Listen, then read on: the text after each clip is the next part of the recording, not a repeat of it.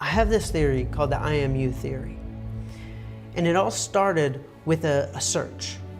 I wanted to see what the #1 grossing superhero franchise was of all time. And to my surprise, it was Spider-Man. And I was like, why? Yeah. Why Spider-Man? And I came to the conclusion that it might be because he was the only one that didn't have a chiseled chin. He was the only one that didn't have muscles. His aunt couldn't pay the rent.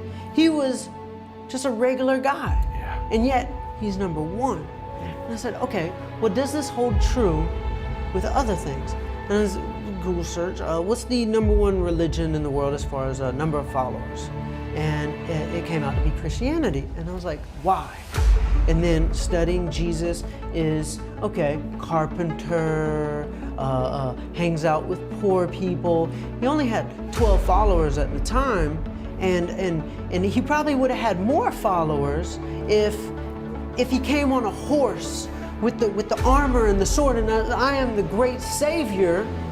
And that's what most of us are doing culturally with our marketing or with social media. And the paradigm is this. It is I'm so perfect and all of y'all are not. That's why you should follow me because I'm at the top. But then I thought about it. Does this I am you theory, okay, it worked for Spider-Man, it worked for Jesus. Does it work for a corporation?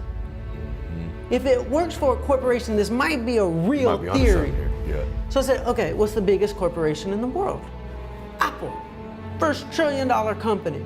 And I thought about it. Its leader, Steve Jobs. Yes. The first CEO ever to take the suit off, and he honestly looks like my dad. So when he passed away, everybody's crying. We've never seen this from a CEO before. Yep. They're crying, they're memorials. He was us. Yes. And he even named his products, instead of Inspiron 3000, he named his product Lisa. And his biggest hit product that blew up the company was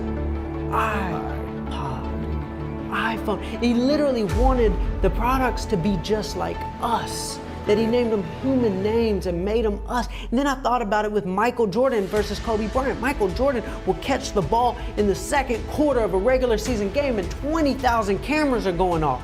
I've never experienced nothing against LeBron, nothing against Kobe, but that has only happened with one individual. Yep. Michael Jordan. I said, why? He had one gift, and it's not LeBron's fault. It's not Kobe's fault. But Jordan was the scrawny kid who got cut from his high school basketball team. And that's what made him us. That's what made the difference in everything that surrounded him is his story. He was us, and he had the song. Like Mike. Sometimes I dream that he is me. I dream of all the things that I could be. Boom, boom, boom, boom. It was the I Am You song, where Kobe is the Black Mamba. Yeah. He's alone.